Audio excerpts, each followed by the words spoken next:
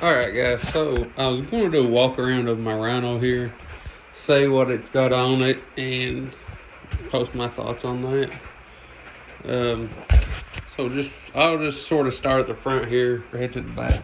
This is I believe this is a 2,000 pound champion winch. I do not use a winch bracket or nothing. There's a stick, but there's just a piece of C channel back in there under it, bolted to the this part of the frame. No big deal, but it's handy. Use a snowplow on it. Pulled spoilers with it. Never really pulled the Rhino itself out of something with it. Don't travel right there a lot though, so you know. Next thing is this window, or windshield I'll say. It is a fold down windshield. The only thing is I tried to flip it up while I was driving it one time, and I was going too fast, and it when it came up, it just smacked and cracked that glass, which, I mean, it's no big deal to me. I mean, it sucked, but you know, it happens, and ain't nothing I can do about it now. So you can fold it down, get the airflow. It does have good airflow and stuff with it down. And then when you roll it up, it blocks all the wind off. It does have like a little gap coming down through here, except for where this rubber is on both sides. That does help keep the dust down, and does let a little bit of fresh air come through. You know, even on you wouldn't be like a chillier ride with it. It's just, you know, that way you ain't getting all the hot engine air and stuff. It sort of kills the dust down with that airflow. So then we'll go on to these doors. These are eBay special doors that I have got. They was $400 for the kit, which, you know, I'd say both of them. You have to remove your factory doors to put them on. They come with these bolts to put back in the slots. You don't reuse nothing off the original doors. So you bolt this on. Then this door part here, the lower part, just slides down in there. You can sort of see there, the hinges.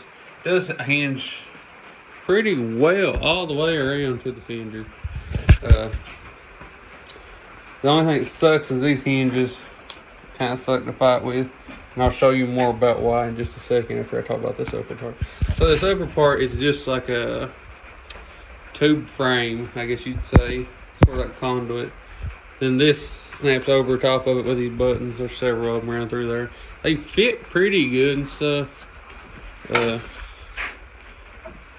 My thing is, there's that gap, and there ain't much you can do about it. But mine still gets mine gets toasty here in the current weather, 50s and 60s right now.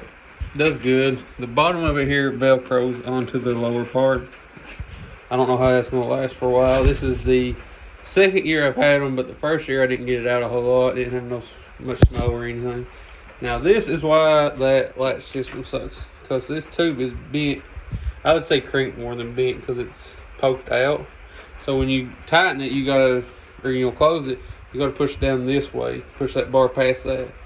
And I don't have the stuff to make a new one, so it sucks, but it works, so I'll just roll with it, no complaints. So we'll move on to the J Strong radio roof. The only problem I've had from it is this little cover broke off once, and I bought a new one off Amazon. It's just like a marine cover, it called it. You just have to measure the dimensions and make sure they're right. But as far as the radio and stuff, the radio works good. I've never had no trouble with these switches or anything since I've had it. It's got 4 speakers. I don't know what sizes those are. I'd say 4.5 or something like that. It's got 4 of them, one in front and back on each side. This cover just snaps up closed. You get your stuff set, let that roll. You got your switches. Comes with 4 light switches. The fuses are up here also for them. 2 auxiliary. I haven't got those hooked up. That light ain't working, but I've never used those before anyways. I don't know where the wires would even be for it. So we got that. Next thing is we have this Tusk rear windshield. It's a soft one. I bought it, I don't know, I've had it probably 3 or 4 years.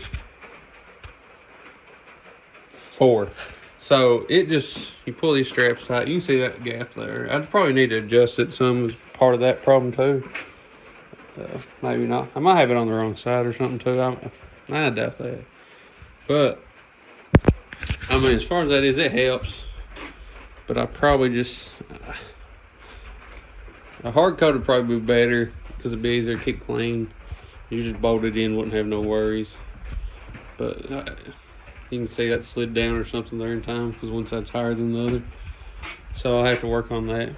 But it was only $60 at the time I bought it. So it was worth it for me. So now I got enclosed Rhino. Works pretty decent. Like I said, I ain't been down to the 30s or nothing yet with it since I've got the doors.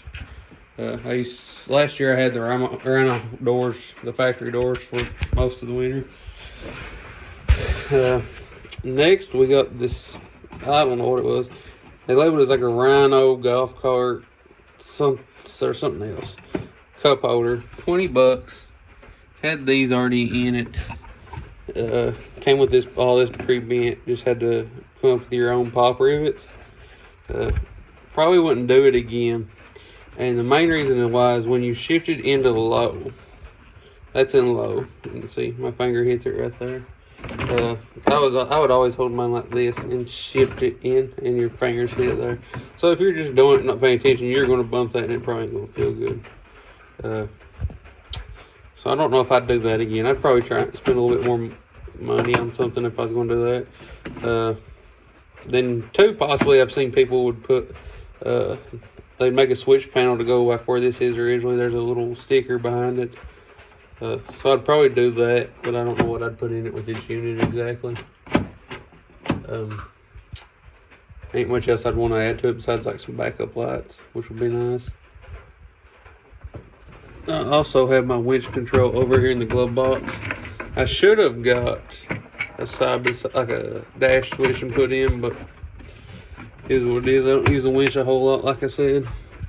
Overall, I'm happy with the unit, and I don't have a whole lot of issues with what I got. So there's that. But it's a good unit. Got 522 miles, I think, on it. Factory tires, factory wheels, no lift or nothing. The only thing I'd recommend is probably going to a bigger tire next time. Those are 27s on it, I believe. 25s.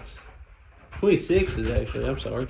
I would probably look at going at least a 27. I want to do that next tire set. 27, 28s. I'd like to get a couple inches out of it, some rutted places. Not too big of a tire. Not too heavy. Just maybe some bighorns or something. So there's that. If you got any questions, just shoot me a reply or anything. Thank you guys.